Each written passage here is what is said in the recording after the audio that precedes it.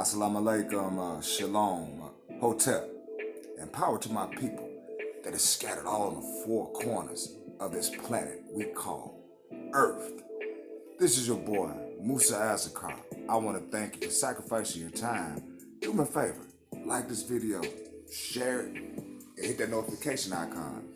You'll be notified anytime I drop any type of content. Well, boys and girls, you know me, I love to regurgitate some good information. Once again, I got my sister, Valerie, Denise Jones, Judge Joe Brown, and Dr. Umar Johnson. Oh man, it is fire. It is fire. So I'm finna drop some of this audio and sit back. You will be entertained. Hey, I wouldn't tell you nothing wrong. I bullshit you not. Now see, now I'm gonna have to, I'm gonna have to put explicit content on this anyway, because they both go hard. Man, I just love our media. Don't y'all love the black media? I love it, man. Because we try to get straight to facts, not no bullshit. You know what I'm saying? Man, let's get into it. Let's get into it. Yes, I got some of that Valerie Denise Jones, y'all. And we're going to play it from right about, come on, let's see. Right here. So sit back and enjoy, ladies and gentlemen. We're going to get right into it. I couldn't find that interview, so this is possibly a misquote. But are you opening a school up in Detroit, or what was that conversation? We're looking for a second location for the Frederick Douglass Marcus Garvey Academy in Detroit. So Wilmington, Delaware is still our mother campus until we build an equivalent on the continent back home in Africa. But we do want to get a second school in Detroit because Detroit was one of the original destinations for FDMG. Divine Order put us in Delaware, and we're happy to be there. But I still want a school in Detroit because that is our quote-unquote blackest city in terms of population in the country and one of our top cities for black consciousness. But I would say to everyone, support the Frederick Douglass Marcus Garvey Academy. God willing, we hope to be operational, if not by this summer, definitely by next. Go to drumarjohnson.com. Follow me on Instagram and Twitter at Dr. Umar Johnson. And we're going to change the course of history with this school. Talk black to me, Dr. Umar, as Vicky Dillard says. Right. You know, it's gonna be funny. I love when Dr. Umar leaves and I get to look at the reactions of social media. Cause he be having people so up in the That's because most people are not used to a black male with a traditional European education. I have my doctorate, my master's, all of that. Speaking truth to power the way that I do. Normally, when you get to my level of education, you become a coon or a Negro. And what's the difference between a coon and a Negro, Envy? The Negro is innocent in his ignorance. The Negro think Jesus is white. The Negro think white people are smarter. It's not his fault. He's been miseducated, Charlemagne. But the coon is dangerous. The coon knows Jesus wasn't white. The coon knows white people are not superior to blacks, but they will act like they are because they're going to get something for doing so. The coon consciously sells out his people. The Negro does it out of ignorance. I can work with a Negro. Never trust the coon. One last point, I want him to clear this up. Sure. Atlanta Black Star reported that there was a time that your credentials were under investigation. Okay, let's talk about that. What's your response to that? They said you didn't have the proper license to be a psychologist and you could lose your credentials in Pennsylvania. Okay, I don't hold a psychology license because I never pursued it. Okay. Psychology, like any other discipline, once you do your pre-doc intern and you do your dissertation, you get your doctorate, which is what I had. If you want to get licensed, you have to go to work for an additional year, 1,750 hours in Pennsylvania.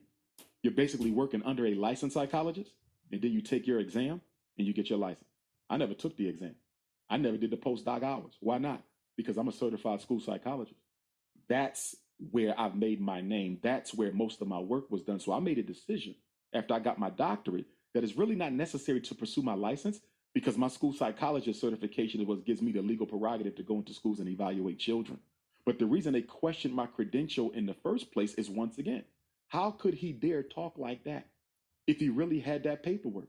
And the irony of me not having the credentials is you can call the university and find out if I graduated from there. They will tell you that. So it's nothing mysterious about this. It's not a secret society. You contact the university and find out. But after being a certified school psychologist for 20 years now, with the thousands of kids that I've saved, there's no black man in America separate from an institution who has saved more black boys from the psychoacademic Holocaust, from prison, from miseducation, from psychiatric medication, from special education, from juvenile detention. You can't name one who's done more to save our children than I have. I've educated a whole generation of black parents on how to fight the system. And speaking of that, I'm going to become the president. There's a strong chance I'm going to become the president of the New York City chapter of our organization, the National Independent Black Parent Association, where we're going to train parents and organize them on how to bring change in the schools in 7 main areas: Envy: special ed, school discipline, school finance, school policy, parent advocacy, homeschooling, and social support. We need that because we don't have enough Frederick Douglass Marcus Garvey Academy schools right now. So we got to educate the parents where they are.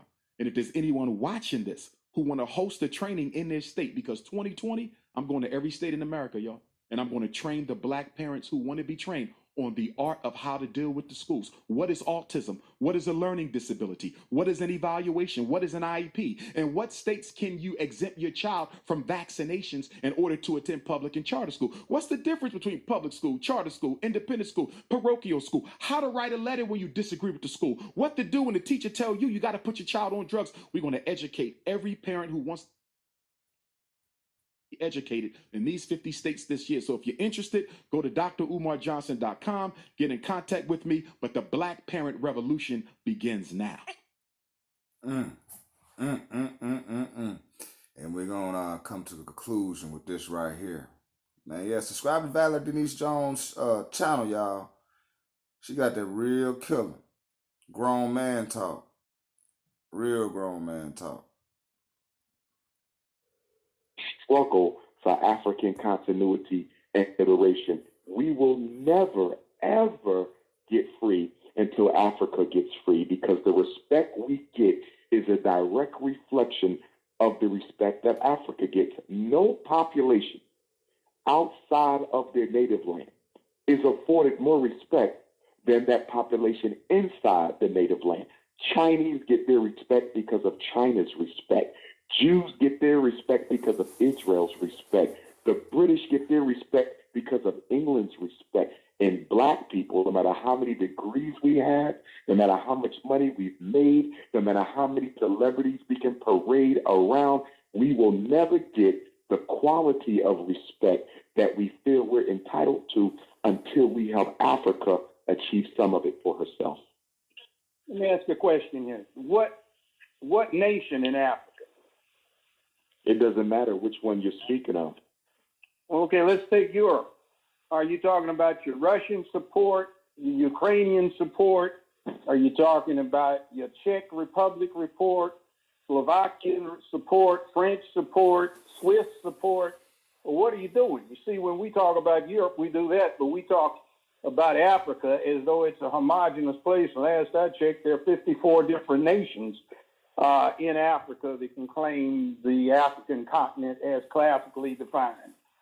Well, for me, how do we get into that? How do we deal with that? Because I have some close African friends, and like some American was trying to say, man, I want to come back and say, yeah, but brother, where do you come from? Where do you want to go?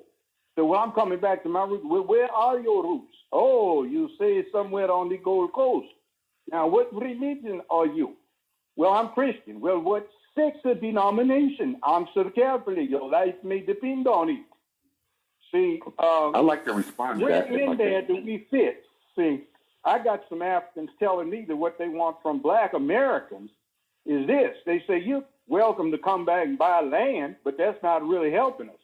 We need somebody that understands the high civilization in the world today, which they consider to be the U.S., to come back and tell us how that works so we can get it together, because we got people with money, but most of the time they're taking bribes off the top, or they're in this little elite group where granddaddy did, and they control some of the resources, but they don't know what to do with it, and they get some dash off of the deal when the Europeans or the Chinese come in. And then we got this big half Chinese, half African population, because you've got so many more Chinese men than you have Chinese women. They're coming over here and breeding with native African women. So what are we going to do with all this stuff here? And you come over. See, we want Black Americans to be able to bring something to us rather than Black Americans looking to us to be their base. We need them to come bring something back, but they don't tend to get into those things to do that. We would like Black Americans who are into science, technology, engineering, and math as an alternative to the Europeans and the Chinese. But just a question, I get this thing where over the last 50 years, we have gotten away from action and focused on culture, specifically Afrocentric. And I use this model. Native Americans fought the white boys when they were trying to take over the North American continent, but they weren't relating back to their ancestors from the south and west of Mongolia. They were talking about right now, here and now. We tribe of whatever we may happen to be, Apache, Cheyenne, or whatever it may be, we're fighting these white folk with forked tongues. So we get so caught up in we're going back to Africa, or we got to recognize Africa, that we forget we got a cause right here. And when the white folk get into the cause, they don't get back to national origin. They get to the here and now. The Germans felt close to the English, but they sure were killing each other off in World War II and in World War I. Same thing with the French. You got French men fighting for the French army with German last names, and proud Germans fighting with French last names. So do you think, I'm just asking you as a posit, since I keep getting asked this so much, I just gave you the other side of the thing. I'm not taking sides on it at the moment, but what do you think about that kind of situation? And where does it leave us? If that makes a point, I don't know. All right. And was that the judge? That's the judge. All right. Couple of points. I just got asked. I get asked that a lot, so you pay attention to it. How would you address that? Good question. To go back, the first point. Honorable Marcus Garvey said, a strong man is strong everywhere. So I want to underscore what I initially said. The respect that people get around the world is a direct reflection of the respect accorded to their national homeland. Chinese get respect because of China. British get respect because of England. I didn't say Europe. I mentioned specific countries. But we as African people receive the respect that we get in the diaspora because none of our countries on the continent, none of them are exactly where they need to be, because Africa is still trapped in a neo-colonialism, enslaved politically and economically to the French, to the British, to the Belgians, to the Americans. That lack of respect due to their lack of sovereignty is automatically reflected upon all of us. So there is no getting free without the mother herself getting free. Now, with that being said, as far as where we specifically come from as individuals on the continent, for me, it's irrelevant. My father did a DNA test, and when he did his DNA test, Nigeria came up as the most likely source of our family's origin. I kind of already knew that because histories that were done on the Bailey family, on Frederick Douglass, my 6 times great-grandmother Betsy, who raised Frederick Douglass, it was already largely believed that we were from the Nigerian era. Well, that's all I'm going to play on this, man. I had to switch it up a little bit and play all of it, you know what I'm saying? But yes, subscribe to Valerie Denise Jones, and she got that killer, that straight up killer, I'm telling you, fellas. It's grown man talk, and it's something, that's, you're not going to find this on the radio. It is what it is, because they go hard. They go hard. Well, leave me some comments. Let me know what you think about the video. And I hope you will tune in. I might drop some more videos later on, but this seems like this probably the last one I do for today, in case something else may pop up. But I'm out, y'all. Peace in the bottle hat grease.